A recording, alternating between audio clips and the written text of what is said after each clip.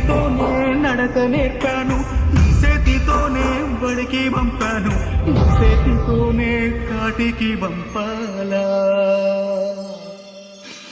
ఈ చేతితోనే మంటల గలపాలా.